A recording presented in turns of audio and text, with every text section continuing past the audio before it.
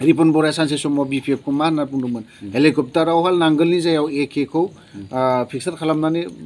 बिर होनाया मोजां होननानै बुंदोंमोन बर' जाथिखौ बेसेबां लासि फोनांदों रिपन बराया माबाया पद्म हाजरिकाया बर'फोरखौ दिनैसिमबो माने ओरैबायदि एन्टि बर'खा एन्टि ट्राइबेलखा एन्टि माने जेसेबां ट्राइबफोर दङ जोंनि आसामाव बेफोरखौ मालाबाबो सैया इन्डियान जा प्रकाशानो जा अफोर दैमारि सारखौ आङो बा बिथांखौ आं फार्स्टआव माने माबायदि मानसिलाय साननानै आङो जेनेबा नायबिजिरदोंमोन आरोना बर' हारिनि गेजेराव बर' इउटुबारफोरा अफ्रि सार बायदि आरो सानैसो नांबावगौ नामा आं दा बेखौनो बुंनो सानगोन अफोर दैमारि सारखौ आङो बा बिथांखौ आं फार्स्टआव माने माबायदि मानसिलाय साननानै आङो जेनेबा नायबिजिरदोंमोन आरोना ओमफ्राय आं मिथिबाय बिथाङा एक्सननि बिनाव नांनानै जेनेबा आं सानोमोन जाहैबाय ओमफ्राय आङो नायबिजिरै आङो मिथिबाय बिथाङा एक्सननि बिनि सैथो बिथाङा एक्सननि बिनि गोख्रों सोद्रोमा बिथाङा बांलादेशआवबो थाना फैनाय मानसि आरो बिथाङा बांलादेशनिफ्राय नेपालाव थांबावनाय मानसि ओमफ्राय आं बिनि उनाव सानबाय बिथाङा म्यानमारावबो थादों बिथाङा आङो बिथांखौ ओमफ्राय नायबिजिरनायनि उनाव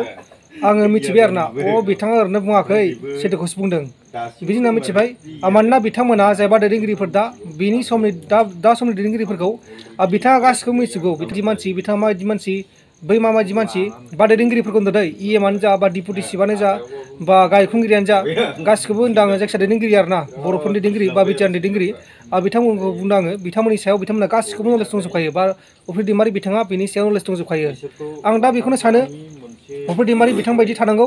आरोबाव जोंनो बेबायदि 10 जनसो नांबावगौ 10 जन नङा 100 जन नांगौ बा 100 जन नांगौ आरोना जेनेबा हारसा होनबा 100 जोंनि बर' होनबा 100 इंलिसाव होनबाथाय 100 बेबायदि नांगौ होननानै आं सानो आरो मानोना बिथांमोना गोबां खामानि मावगासिनो दङ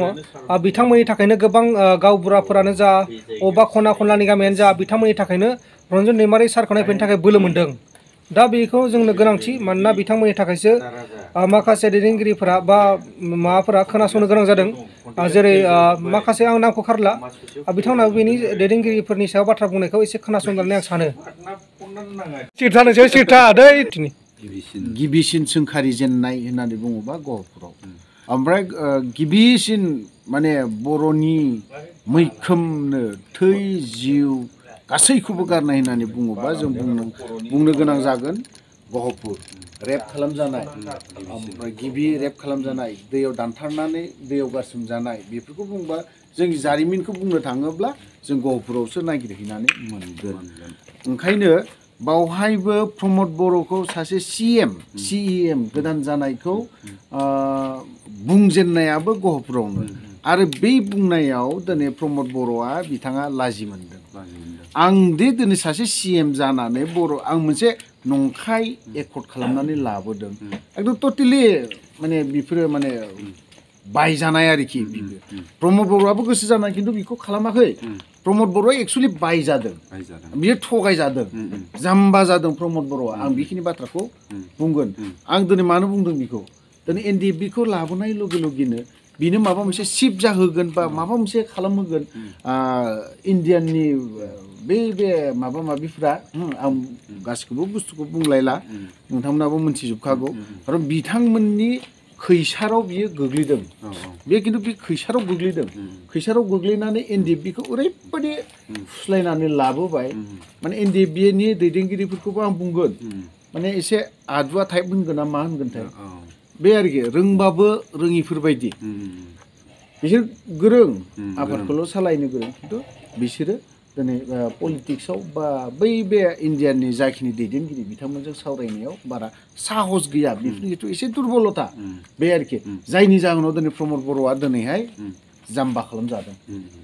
बेफोरबायदि ओमफ्राय गहपुरनि सासे जाय मानसिया दिनै प्रमद बर'खौ दिनै गिबि रायजेननाय बेखौ आं हाजार बार आं सेलुट होगोन आरो थेंक इउबो होगोन आं बेनो आंहा होनो हानाय बेनो जेबो गैया खिन्थु थेंक्स बावनायनि अनगायै आंहा जेबो गैया बेनो खारन बिदि दिनै सोरबा सासेनि थाखाय नङा बे जाखिनि बाथ्रा बुंनाय जेरैबायदि साहस खालामनानै बाथ्रा बुंदों बियो बिनि साहसखौ जों मानिनांगोन आरो सेलुट होनांगोन बेखौ जोङो दिनै सासे CMखौ बियो गोरा गोख्रों बुंनो हादों नाथाय प्रमद बर'आ बिनि सिगाङाव बुंदों बिनि खोथाखौ मानियोमोन गनायोमोन बिनि खोथाखौ जोङो 100 बार खोनासंदोंमोन बियो खारन बियो बै जेब्ला आबसु थानायनि समनि बाथ्रा ओंखारगोन दै आबसु थानाय समाव बिथाङा जेरैबायदि बाथ्रा बुंदोंमोन ना बे बाथ्राखौ गोसोखांनानै बे जायनि जाहोनाव बियो रागानि सराव बेखिनि बाथ्राखौ बुंदों आरो ओमफ्राय बेखौ थानायाव थांनाय CMनि एगेन्स्टआव नों जेबो खोथा बुंनो मोना होनना बुंनायनि जाहोना प्रमद बर'आ मोनसे डमिनेट खालामनो नागिरदोंमोन बियो डमिनेट खालामथारनो नागिरदोंमोन गादबना दोननो नागिरदोंमन खिन्थु बियो पलिटिक्सखौ मोनथियामोन दा बोसोरनै जाबाय नालाय पलिटिक्सआ मा बुस्थु बेखौ एसे एसे हमदांनो हाबाय खिन्थु जोंबो जे एज ए इन्डियानि सिटिजेनशिप पलिटिशियानफोरखौ जोंबो जे बुंनो हानायनि मोनसे राइट्सआ दङ बे बुस्थुखौ बियो ओरैबायदि मा खालामनो नागिरदोंमोन जायनि जाहोनाव गोदान सोदाननो बियो बे जाय गहपुरनि जाय सुबुं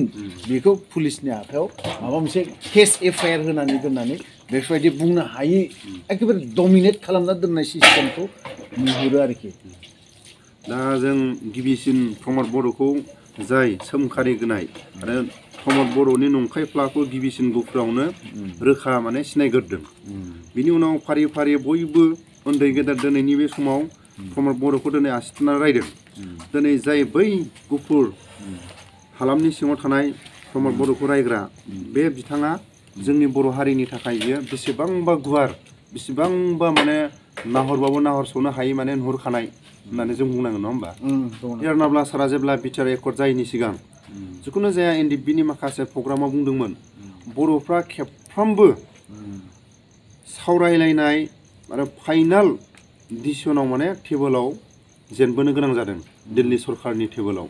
बे प्रमान जादोंना जायाखै सार बे 100% फोरमान जादों बियो खारन बियो खिन्थु गावबो एसे माबा जाहैदों गावबो जे सागानगिरि आं बेखौबो बिथांखौबो बुंगोन आं सार नाब्लानि खोथाखौ जोंनि सेनियर आफाद दैदेननाय बिनि दैदेननायावनो आं सार रन्जन दैमारिनि दैदेननायावनो थाबोनाय आरो सार रन्जन दैमारिनि जोंखौ हाजार टाइम ना हाजार बार खोथा बुंनो आं दिनै जायखिनि बाथ्रा साहस मोननाय गोरा बिनि जाखिनि हारिनि खोथा बुंनो हानाय सार रन्जन दैमारिनि दैदेननायावनो आं बेखिनि बाथ्राखौ बुंनो हादों थेवबो आं दिनै बुंनो गोनां जादों बायध्यता उफाय गैया दिनैहाय जोङो माखासे बिथाङा आंनि बुजिनायाव आंनि मोनथिनायाव रन्जन दैमारिया सागानखौ हैनाया जुदि बे सागान होनायावनो जुदि बे एकर्ड होनायाव जुदि जोंनि केसफोरा जुदि उइद्र जाजोबोबा अनलि रन्जन दैमारिल' नङा गासैबो NDFBनि केडार एज ए होल NDFBनि केडारफोर सोद्रोमाफोर आरो जायफोरा दिनै सिभिलियान बिथांमोननि रायजो राजा बिथांमोना केस जानानै थानाय बे एकर्डआ जुदि जोबोबा होनबा जों माबा मोनसे एकर्ड खालामना जुदि बेफोर जुदि गासैबो जुदि केसा जुदि उइद्र जाजोबनानै थायोबा जेलाव जेसेबां फासिनि अर्डार फासि जानायफोर बिथांमोनाबो जुदि उदां जायोब्ला जों बे मोनसेखौ फिसाब्लाबो खालामग्रोना लानोसै नामा बे सिन्ताधाराया फैदों आंनि साननाय दे बियो आंनि साननायसो बियो बिथाङा हयथ'बा मा साननानै होनाय आं बेखौ मिथिरोङा खिन्थु बावहाय आंनि साननाय बेखिनि खोथाखौ नुनानै सागान होदों खारन दिनैहाय MOSखौनो दिनै रन्जन दैमारिनो आं खुद गावनो बुंनाय बियो रन्जन दैमारि सारा दिनै बुंनाय बेफोर रावा जों 1 घन्टायाव मा मोजां फरायनो हानो 1 घन्टायाव जों बबे मोनसे क्लजखौ जों मोजाङै फरायनानै गोसोआव लानो हानो खयथा जे पेज दङ खयथा जे दफा दङ बे दफाखौ जों फरायनो जुदि गोसोआव लानो हानाया धेमालि खोथा नङा 1 घन्टायाव बेखिनि बाथ्राखौ बुंदों दा बावहाय बिथाङा माखासे जिरायलायनोबो मोनाखै मोनसे जायगायाव जयैनो जों NDFBनि गोजा ज' जिरायनो मोनाखै बावहाय एसे मिस्टेकआ जादों होननानै आं सानगोन बेखौबो खिन्थु प्रमद बर'नि मोनसे गबिन्द बसुमतारी प्रमद बर' बिथांमोन सानैनि बिथांमोनखौ खिन्थु इन्डियानि बा एजेन्सि सोरबाया दिनै बिथांमोनखौ खाना दोननानै रन्जन दैमारिखौ जों गबिन्द माबाखौ जों धीरेन बर'नो सावरायग्रानि बिसोरखौ फिदिंजोबदों नों जुदि सागान होआबा नै धीरेन बर'खौ होगोन नों थादो जियालावहाय 20 बोसोर 100 बोसोर नों जुदि सागान होआबा गबिन्दखौबो बुंलायबाय धीरेन बर'खौबो बुंलायबाय नै रन्जन दैमारिया होगोन नों होआ मालाय माथा नों 50 बोसोर जिरायना थादो बेखिनि बाथ्राया जादों धमकि होजानायफोरबायदि जादों NDFBनि दैदेनगिरिफोरा आं बेखिनि बाथ्राखौ बुंगोन जेब्ला सागान होखांनायनि उनाव देरनाब्ला सारा फंनैसो खोथा बुंदोंमोन माखासे रन्जन सारनि गोसोआव साननाय बायदिखौ जों साइक'लजि खालायोबा माने जेलाव थाग्रा जोबथेसालियाव थाग्रा जोहोलावफ्रा उदांल' जाथोंसै आरो जायफोर केसफ्रा जोबस्रांथोंसै आरो स्टेप माखासे आवगायलांबाय थानायनि माखासे खोथाखौ बुंदोंमोन दा बेफोरबायदि माखासे एकर्डनि उनाव फैनायनि उनाव रायजो राजाफोरनि खाथियाव माखासे स्पेस होनायनि उनाव दिनै सरकारा बे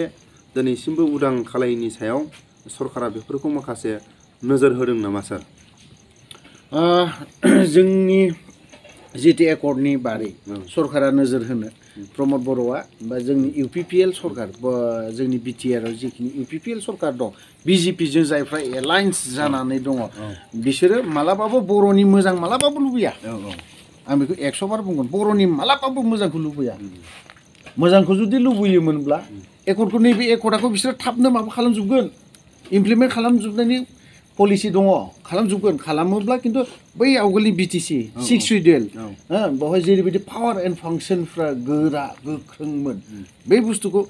एकदम सिफायनायनि मोनसे चान्सखौ लागासिनो दङ दे नैबे BTR एकर्डनि गेजेरजों सिफायनायनि माखासे पलिसिखौ लागासिनो दङ होननानै आं सानो बे BJP सरकारा BJPआ जेब्लासिम सरकार बाया अब्लासिम बर'आ जोबनायनि लाइनाव जायनि जाहोनाव दिनै मोनफा मोनफा जि गोजा गाननो हमनो गोनां जादों जों बर'नि दैदेनगिरिफ्रा गिबियावनोथ' प्रमद बर'आ गानग्रोजेनदों बेखौ रावबो बुङाखै रावबो बुङाखै दिनै हाग्रामायाबो दिनै गाननो गोनां जादों जि गोजा मानो सोर खालामदों बेफोरखौ सोर खालामदों बेफोरखौ दिनै BJPआ खालामाखैबा सोर खालामदों दिनै ख्रिस्टियान आरो बर'नि गेजेराव धोरोमनि गेजेराव मोनसे सोनानै होबावदों दिनैहाय ख्रिस्टियानखौ दिनैहाय माबायदिहाय डमिनेट खालामना दोननो नागिरदों मुस्लिमखौ माबायदिहाय दिनै BJPआ डमिनेट खालामना दोननो नागिरदों दिनै बाथौ धोरोमजों बर'नि गेजेराव धोरोमनि गेजेराव मालाबाबो दाङाबाजि जायाखै आरो आं इसोरनि खाथियाव आर'जबो खालामो प्रेयारबो खालामो दाजाथों बर'नि गेजेराव बेफोरबायदि धोरोमनि गेजेराव दाङाबाजि दाजाथों खारन खिन्थु BJPआ जों बर'खौ बेफोरबायदिजों लांनानै फोजोबस्रांनायनि मोनसे अंकखौ खालामगासिनो दङ लास्टआव खालामहैगोनबो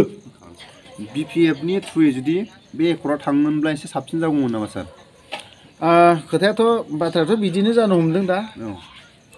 जोंनि BTC BTR बे मोननैनि गेजेराव आं XNDP हिसाबैब्लाबो इउनाइटेड फराम अफ XNDPनि जानानैब्लाबो BPFनि